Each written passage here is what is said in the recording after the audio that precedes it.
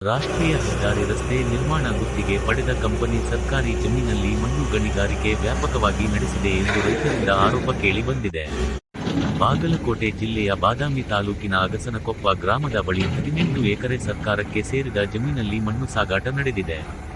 ಕೇಂದ್ರ ಸರ್ಕಾರದ ಭಾರತ್ ಮಾಲಾ ಯೋಜನೆ ಅಡಿ ರಾಷ್ಟ್ರೀಯ ಹೆದ್ದಾರಿ ನಿರ್ಮಾಣ ಗುತ್ತಿಗೆ ಪಡೆದ ಕಂಪನಿ ಕೆರೆ ನಿರ್ಮಾಣ ಮಾಡುತ್ತೇವೆ ಎಂದು ಬಾಗಲಕೋಟೆ ಜಿಲ್ಲಾಧಿಕಾರಿಗಳಿಂದ ಪರವಾನಗಿ ಪಡೆದಿದೆ. ಆದರೆ ವಾಸ್ತವವಾಗಿ ಅಲ್ಲಿ ಕೆರೆ ನಿರ್ಮಾಣದ ಒಂದೇ ಒಂದು ಕುರುಹು ಕಾಣುತ್ತಿಲ್ಲ. ತಮ್ಮ ಸ್ವಾರ್ಥಕ್ಕಾಗಿ ಸುಮಾರು 2 ತಿಂಗಳಿಂದ ಮಣ್ಣು ಗಣಿಗಾರಿಕೆ ನಡೆಸಿದ್ದಾರೆ. ಇನ್ನು ವಿಪರ್ಯಾಸ ಅಂದರೆ ಅಲ್ಲಿಯ ರೈತರ ವಿರೋಧದ ನಡುವೆ ಮಣ್ಣು ಒಗೆಯಲು ಕೆರೂರ ಕಂದಾಯ ಇಲಾಖೆಯ ಕಂದಾಯ ನಿರೀಕ್ಷಕ ಆನಂದ್ ಬಾವಿಮಠ ಹಾಗೂ ಬಾದಾಮಿ ತಹಶೀಲ್ದಾರ್ ಜಿಲ್ಲಾಡಳಿತಕ್ಕೆ ವರದಿ ನೀಡಿದ್ದಾರೆ ಎಂಬ ಆರೋಪ ಕೇಳಿ ಬಂದಿದೆ. ಅವರ ವರದಿ ಆಧರಿಸಿ ಜಿಲ್ಲಾಧಿಕಾರಿಗಳು ಮಣ್ಣು ಒಗೆಯಲು ಕಂಪನಿಗೆ ಅನುಮತಿ ನೀಡಿದ್ದಾರೆ. ವರದಿ ನೀಡಿದ ಕಂದಾಯ ಅಧಿಕಾರಿಗಳು ಆ ಸರ್ಕಾರಿ ಜಮೀನಲ್ಲಿ ಏನು ನಡೆಯುತ್ತಿದೆ ಎಂದು ಒಂದೇ ಒಂದು ಸಾರಿ ಕಣ್ಣೆತ್ತಿ ನೋಡಿಲ್ಲ.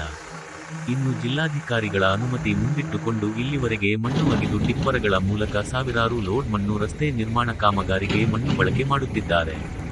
ಇಷ್ಟೆಲ್ಲ ಮಣ್ಣು ಸಾಗಾಟ ನಡೆಸಿದರೂ ₹1 ಸರ್ಕಾರಕ್ಕೆ ರಾಯಲ್ಟಿ ಕಟ್ಟಿಲ್ಲ ಎಂಬ ಆರೋಪ ಕೇಳಿ ಬಂದಿದ್ದು ಗಣಿ ಮತ್ತು ಭೂ ವಿಜ್ಞಾನಿ ಇಲಾಖೆ ಅಧಿಕಾರಿಗಳು ಕಣ್ಣುಚ್ಚಿ ಕುಳಿತಿದ್ದಾರೆ. ಸರ್ಕಾರದ ಜಮೀನಿನಲ್ಲಿ ಮಣ್ಣು ಗಣಿಗಾರಿಕೆ ನಡೆದಿದ್ದರೂ ಸಂಬಂಧಪಟ್ಟ ಅಧಿಕಾರಿಗಳು ಇಲ್ಲಿವರೆಗೆ ಕ್ರಮ ಕೈಗೊಂಡಿಲ್ಲ. ಇಷ್ಟೇ ಅಲ್ಲದೆ ಅಲ್ಲಿನ ನೀರಾವರಿ ಇಲಾಖೆಯ ನಿರ್ಮಿಸಿದ ಕಾಲುವೆ ರಸ್ತೆ ಮೇಲೆ ಟಿಪ್ಪರ್ಗಳ ಮೂಲಕ ಮಣ್ಣು ಸಾಗಣೆ ಮಾಡಲಾಗುತ್ತಿದೆ. ಟಿಪ್ಪರ್ಗಳ ಸಂಚಾರದಿಂದ ಕಾಲುವೆಗೆ ಹಾನಿಯಾಗುವ ಸಂಭವವಿದೆ.